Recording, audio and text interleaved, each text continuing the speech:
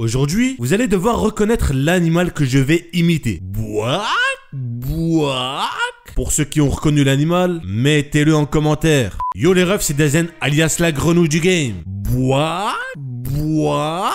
Oups, j'ai spoil l'animal. Ceci n'était absolument pas voulu. C'est faux. On se retrouve aujourd'hui pour une présentation d'animé. Tout ce qu'il y a de plus banal. Mis à part que rien du tout, frérot. Ah si, mis à part que j'aime les sushis. Pas toi, ça va être des animés que tu vas kiffer. Puisqu'ils vont être présentés par l'escroc en personne. Donc prends ton petit sushi, ta sauce sucrée et pose-toi devant la vidéo. Et si tu n'as pas de sushi, prends du riz. Ça passe, t'inquiète. Mais avant de commencer, je tenais à remercier CyberGhost VPN qui sponsorise cette vidéo. Mais la question que vous allez me poser, c'est qu'est-ce que CyberGhost VPN? Eh bien, il s'agit tout simplement d'un réseau privé virtuel, un peu comme un héros d'animé. Ouais, on peut le décrire comme ça, car il t'aidera non seulement à crypter tes données, mais aussi te protéger contre les cybercriminels, sites malveillants que tu peux retrouver sur le net. Donc avec CyberGhost VPN, tu seras complètement anonyme. Mais ce n'est pas tout, car il peut aussi par exemple t'aider à accéder au Netflix japonais. Et ça, c'est un très gros plus, car le Netflix japonais contient énormément d'animés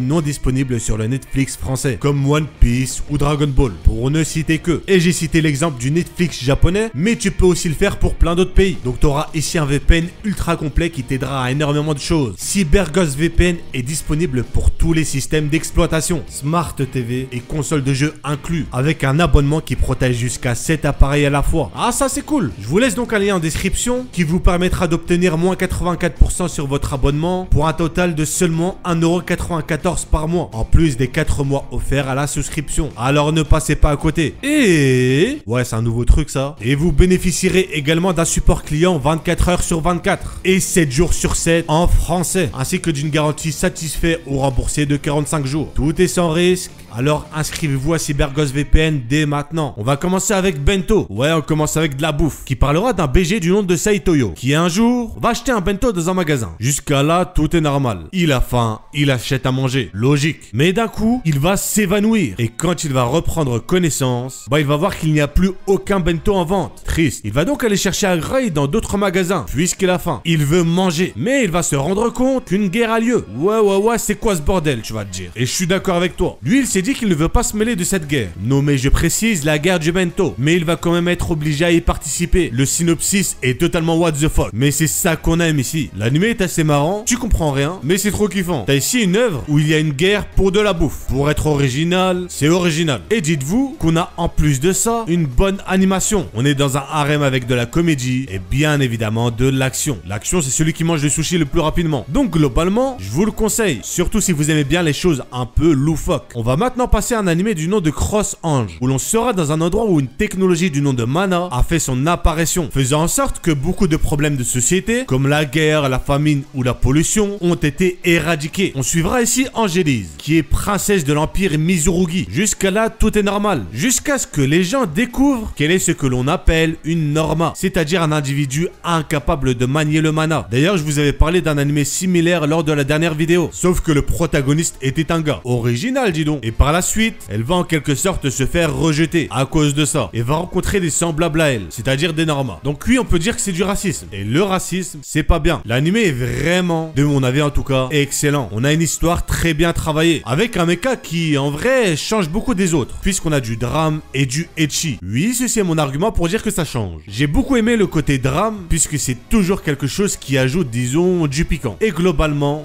on a une histoire qui s'enchaîne très bien. Donc à voir. Pour le prochain, on sera encore dans un mecha, mais pas n'importe lequel. Attendez, je recommence. Mais... j'ai bien dit mais... pas n'importe lequel, car il doit s'agir d'un de mes mechas préférés, Infinite Stratos. On suivra Ishika, faisant partie d'une école qui forme les élèves à utiliser des armes du nom de Infinite Stratos. C'est le nom de l'anime d'ailleurs, BG. Oui, je vous prends pour des cons. Mais ces armes ont une particularité, car elles ne peuvent être contrôlées que par des filles. Mais une exception va faire son apparition, puisque notre héros lui aussi pourra manipuler ses armes. Donc tu t'en doutes bien, on se retrouvera ici dans un harem. On peut pas faire plus harem d'ailleurs. Et accompagné de son ami d'enfance, il va essayer de prouver que lui aussi, c'est un beau gosse. Bon, je vais pas vous mentir, on est dans un harem classique. Mais c'est surtout l'ambiance de l'anime que j'ai aimé. En mode, le héros doit plus prouver que les autres car il est différent. On aura un peu de tout. Du drame, de la romance, de l'action et bien évidemment du ecchi. Bien évidemment, on est globalement sur un bon animé, surtout si t'aimes bien les harems avec un peu de développement derrière. Et il y a qu'une douzaine d'épisodes, donc tu peux te mater ça assez rapidement BG. Et on termine avec Naka no Itogenome, qui nous parlera d'un personnage qui kiffe les jeux vidéo. Jusqu'à là, tout est normal, jusqu'à ce qu'il découvre un contenu caché dans un certain jeu et voit qu'en fait il s'agit d'un jeu vidéo, mais en vrai, bon, un isekai en gros. Peu après ça, il va voir qu'il s'est fait kidnapper, ce qui, je précise, n'est pas très cool, et va se rendre compte qu'il est accompagné d'autres personnes, spécialisées chacune dans des jeux vidéo différents. Et là, t'as un lama chelou qui va apparaître de nulle part et leur expliquer le fonctionnement du jeu. C'est comme un PNJ en gros, sauf que c'est pas un PNJ. Bon, du coup, c'est pas comme un PNJ. Bon, pour la suite, c'est du basique, puisqu'il s'agit d'une sorte de Battle Royale. L'anime est assez sympa, on a du mystère avec de l'action et même de la romance. Dans la plupart du temps, dans les survival games, on a un beau développement des personnages que l'on ne connaît pas et à côté sushi à volonté. Donc déjà, si t'aimes bien les animés du style, bah tu vas bien aimer. Les arguments sont éclatés, effectivement. Bon, en vrai, tu m'as quand même capté, je pense. Il y a une douzaine d'épisodes et tu peux retrouver ça sur ADN. Bref, on arrive donc à la fin de la vidéo. Si t'as kiffé, pouce bleu, c'est un ordre. Si c'est pas le cas, pouce bleu quand même, c'est un ordre aussi. N'hésite pas à me proposer des animaux imités pour les prochaines vidéos et n'oublie surtout pas, Dazen est un escroc.